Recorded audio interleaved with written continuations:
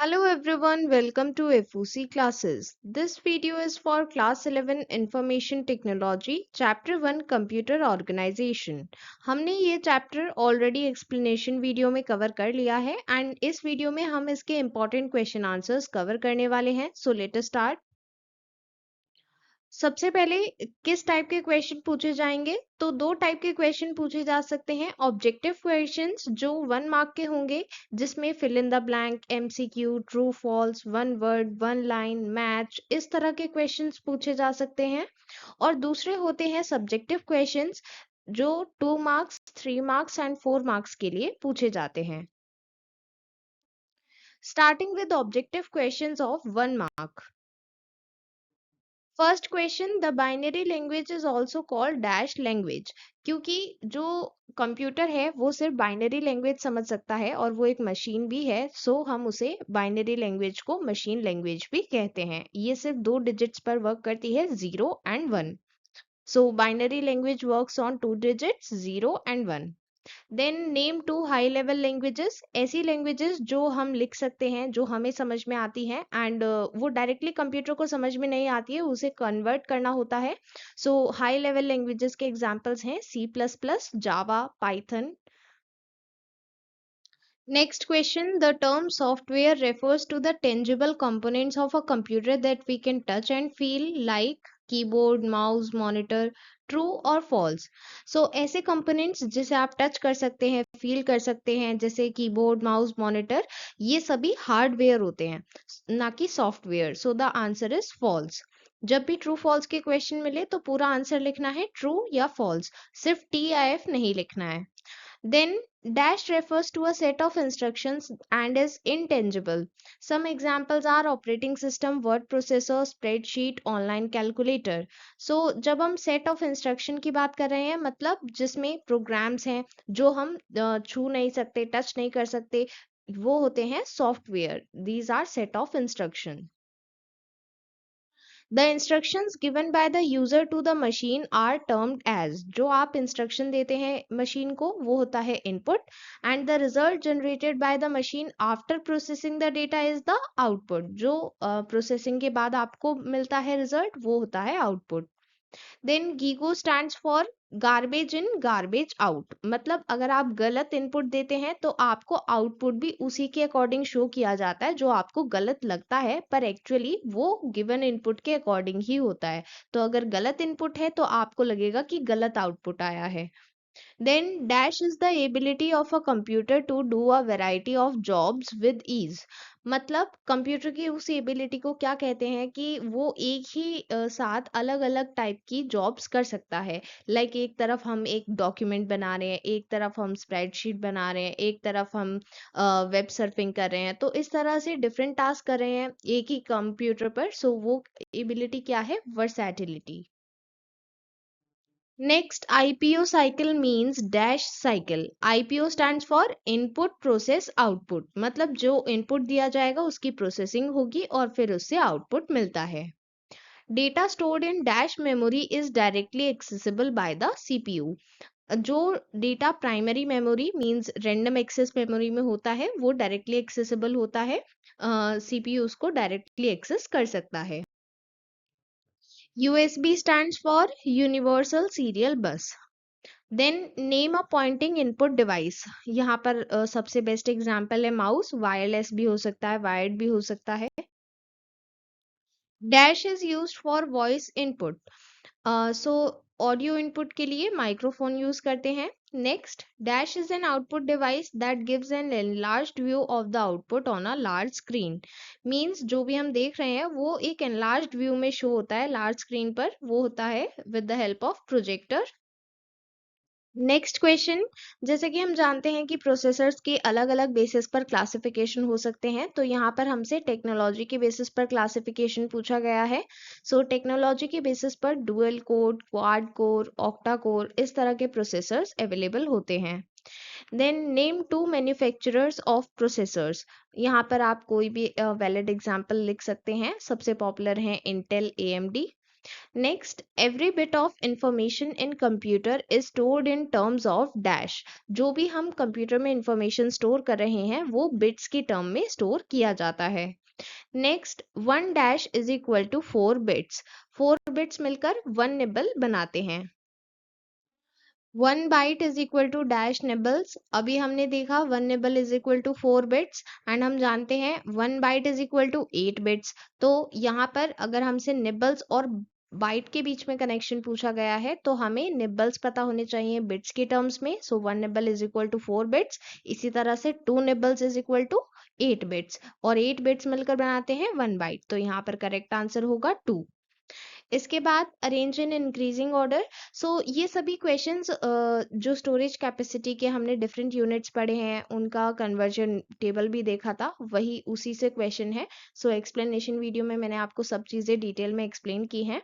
सो यहाँ पर increasing order में बताना है तो सबसे पहले सबसे स्मॉलर यहाँ पर इस गिवन सीक्वेंस में होगा kilobyte, then megabyte, then gigabyte, terabyte, petabyte, exabyte, zettabyte, yottabyte.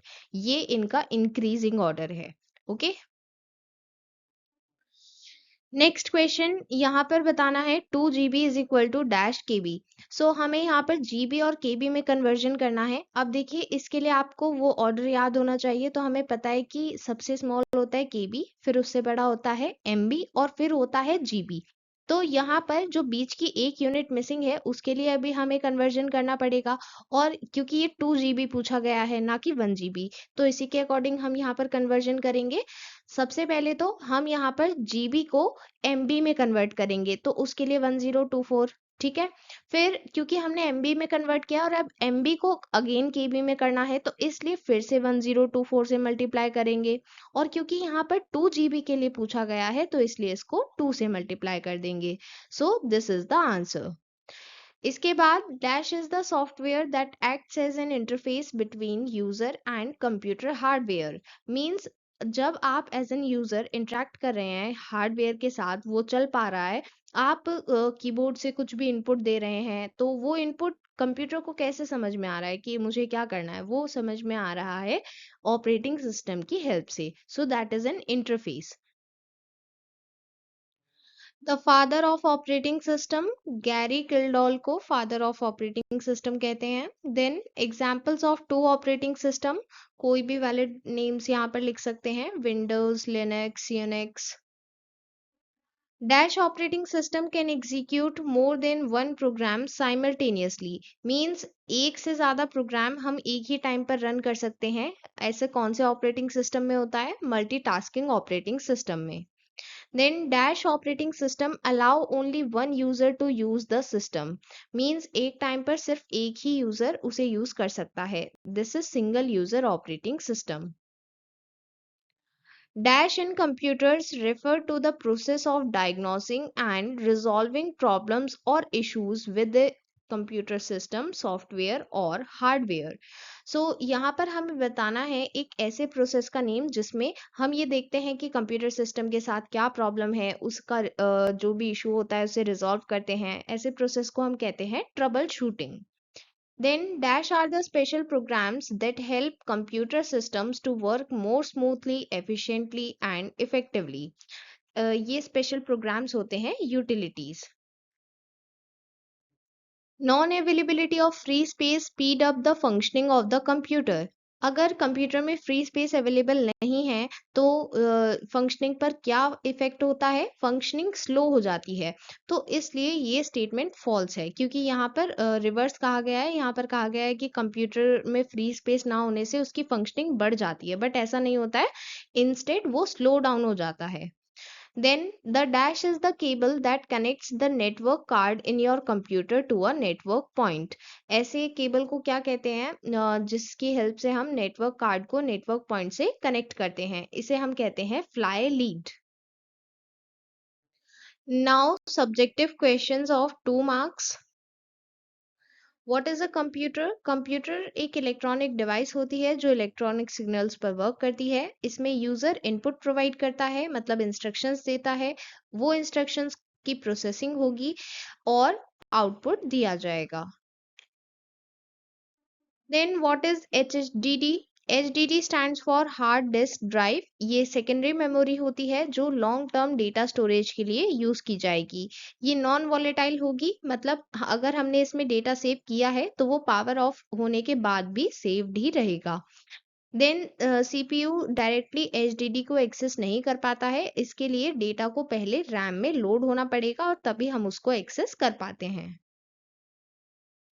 Next, what is pen drive? Pen drive secondary storage device का एग्जाम्पल है। ये साइज में स्मॉल होती है जिसकी वजह से इजीली पोर्टेबल है एंड इसे कंप्यूटर के यूएसबी पोर्ट में लगाकर यूज किया जाता है। इसमें फ्लैश मेमोरी का यूज होता है डेटा स्टोर करने के लिए। What is motherboard? Motherboard main circuit board है जिसमें सारे कंपोनेंट्स को कनेक्ट किया जाता है, जैसे CPU, RAM, GPU, storage drive, power supply connection, expansion card, input output ports, सभी को कनेक्ट करने के लिए ये एक मेन सर्किट बोर्ड होता है। What is power supply unit? Power supply unit electricity को ऑल्टरनेटिंग करंट मींस एसी से डीसी में मींस डायरेक्ट करंट में कन्वर्ट करता है एंड फिर अलग अलग कंप्यूटर कंपोनेंट्स में डिस्ट्रीब्यूट करता है। What is real time operating system?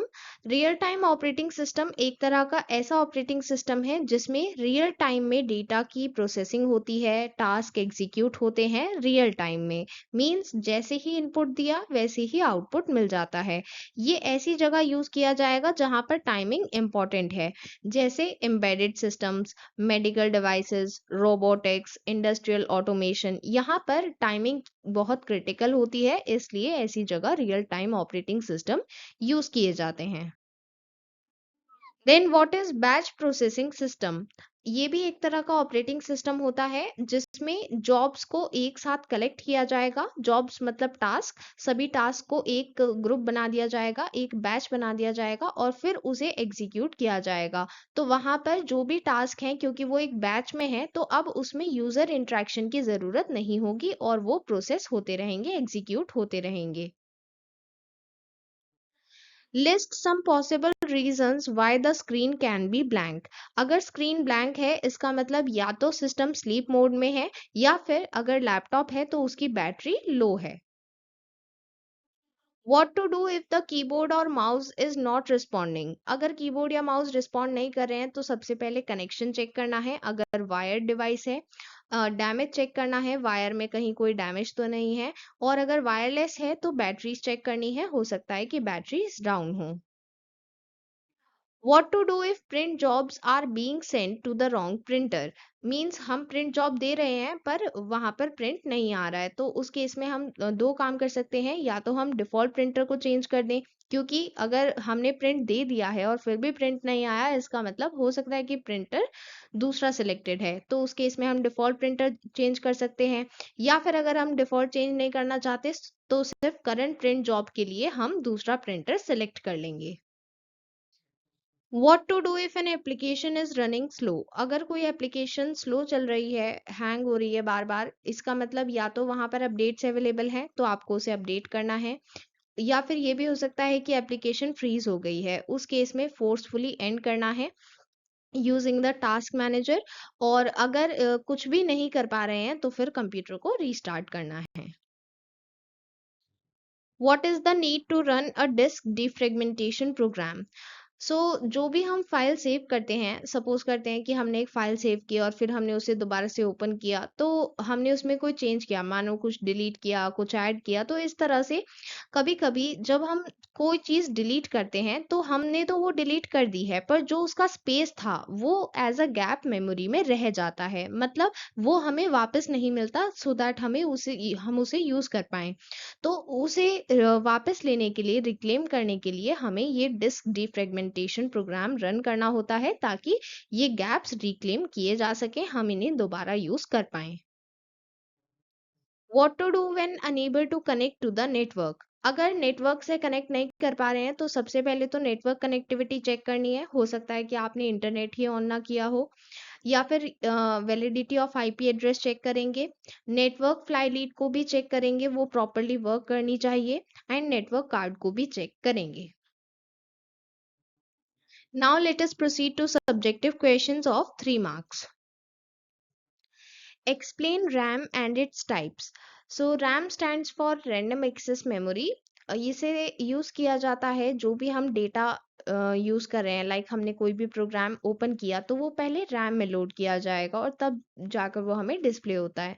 सो ये प्राइमरी वॉलेटाइल मेमोरी का एग्जांपल है.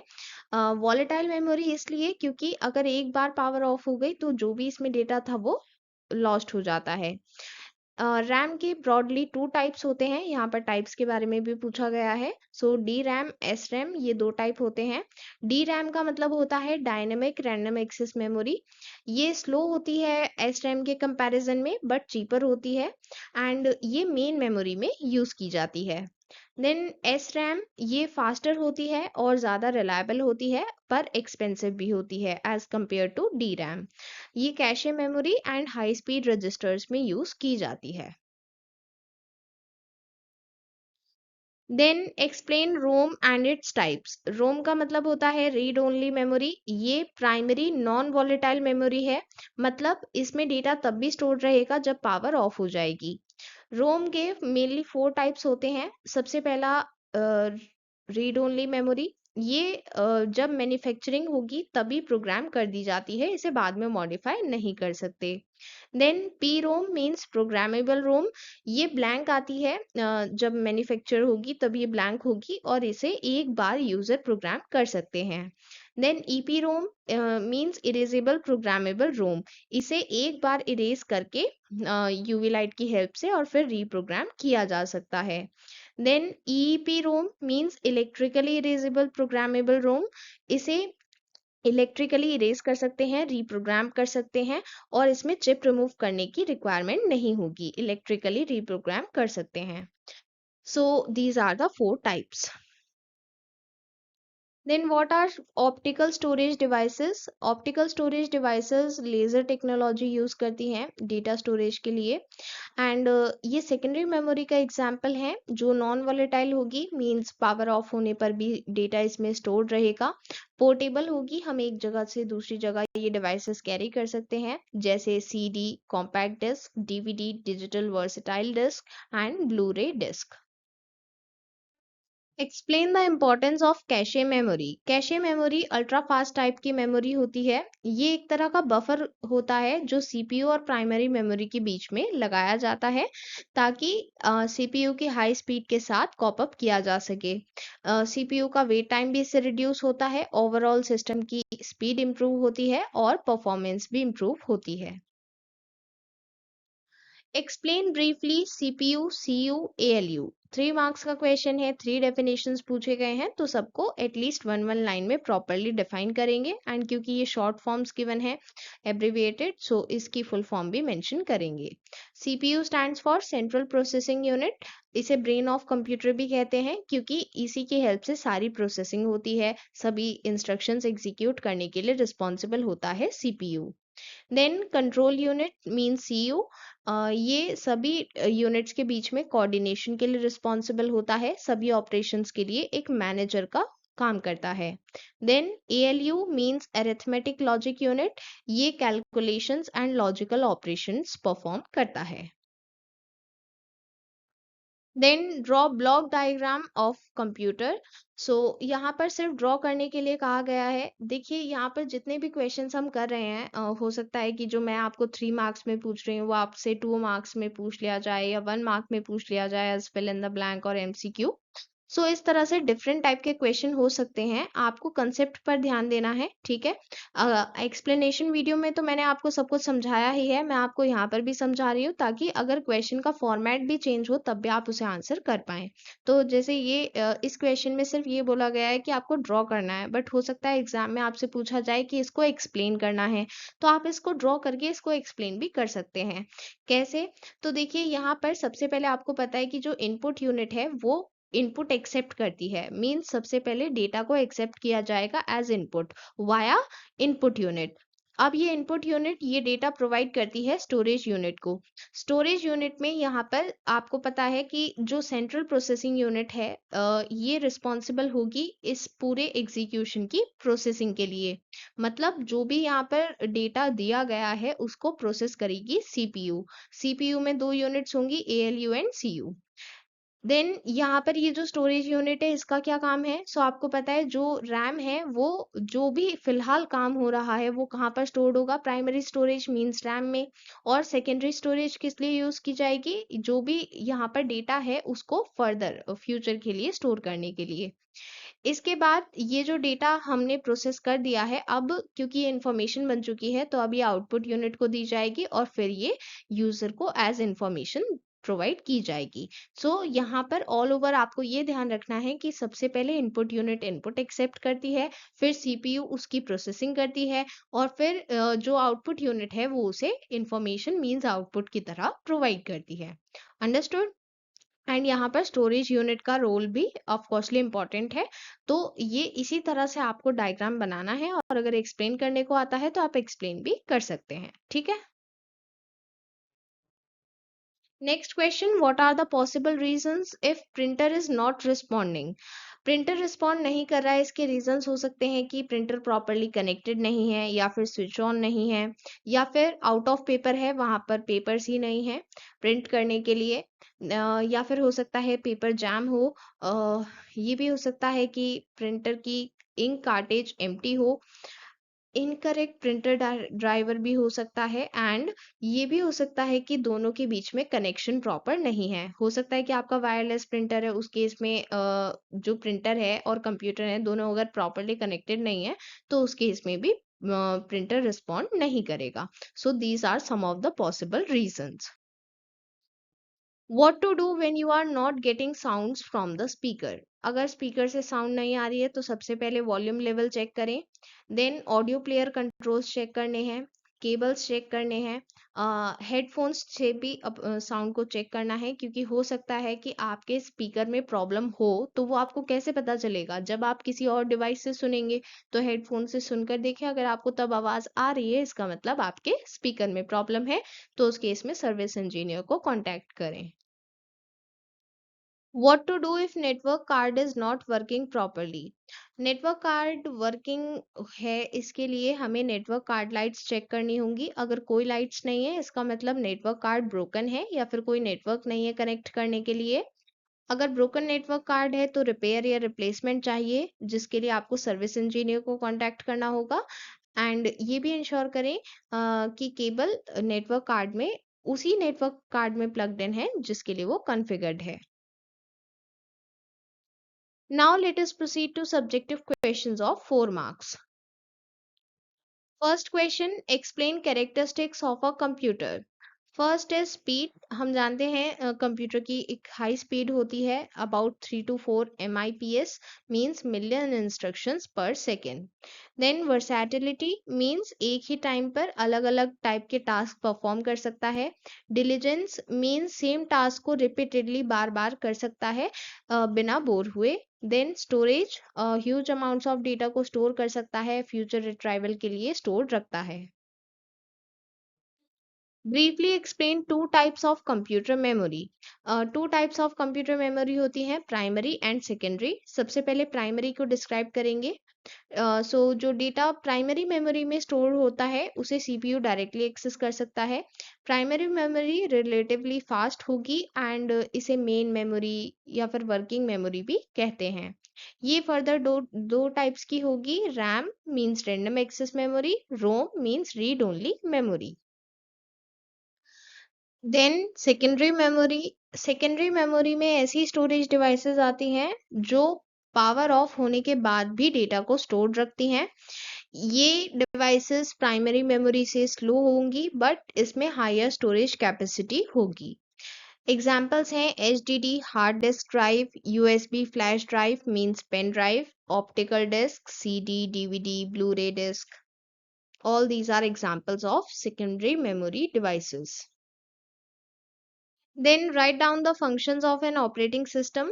So operating system device communication management करता है, मतलब जितनी भी डिवाइसेस सिस्टम से कनेक्टेड होंगी वो प्रॉपरली कम्युनिकेट कर पाएँ। लाइक हम कीबोर्ड से काम कर रहे हैं तो वो इंस्ट्रक्शन प्रॉपरली हमारे कंप्यूटर को कैसे समझ में आएगा, जब वो प्रॉपरली कम्युनिकेट कर पाएगा। उस कम्युनिकेशन के लिए ऑपरेटिंग सिस्टम रिस्पॉन्सिबल होता है।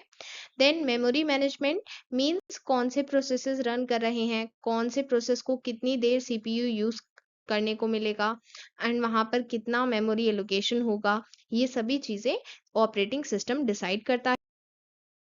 रिसोर्स एलोकेशन मीन्स किसी भी प्रोसेस के लिए ऑपरेटिंग सिस्टम रिसोर्सेज एलोकेट करता है, like CPU time, memory, disk space, so that efficiency बढ़ पाए। Then file system management, operating system एक ऐसा इंटरफेस प्रोवाइड करता है जिसकी हेल्प से फाइल्स क्रिएट की जा सके, डिलीट की जा सके, उसमें एडिट किया जा सके एंड इन सभी को डायरेक्टरीज की तरह ऑर्गेनाइज रखता है ताकि इजीली एक्सेस किया जा सके। Explain two main types of file system, दो तरह के फाइल सिस्टम के बारे में हमने पढ़ा है, FAT and NTFS. FAT stands for file allocation table. इसमें ये जो फाइल एलोकेशन टेबल है ये एक ऐसा डेटा स्ट्रक्चर है जो फाइल्स का एक ट्रैक रखता है डिस्क पर एंड सिंपल होगा ये सिस्टम एफएटी एंड ज़्यादातर ऑपरेटिंग सिस्टम्स के साथ कंपैटिबल होता है। फास्टली स्मॉल वॉल्यूम्स के साथ ये काम करता है। देन इसके वेरिएंट्स हैं FAT12, FAT16, FAT32। Then comes NTFS. NTFS stands for New Technology File System. ये एडवांस सिस्टम है एंड इसमें कुछ एक्स्ट्रा फीचर्स भी हैं, जैसे जर्नलिंग फीचर है जिसकी हेल्प से रिकवरी फास्टर बनती है, एफिशिएंट बनती है। एनक्रिप्शन का फीचर है, पासवर्ड प्रोटेक्शन जैसे फीचर्स हैं जिससे एडिशनल लेयर ऑफ सिक्योरिटी भी ऐड होती है एंड इसमें जो स्टोरेज कैपेसिटी है वो काफ़ी ज़्यादा है, अप टू 256 TB वॉल्यूम ये हैंडल कर सकता है। So these are the two main types of file system. So that was all for today. In this video, we have completed important question answers for chapter 1. In the next video, we will be covering question answers for chapter 2. We'll meet you soon in the next video. Till then, bye bye and all the best for your exam.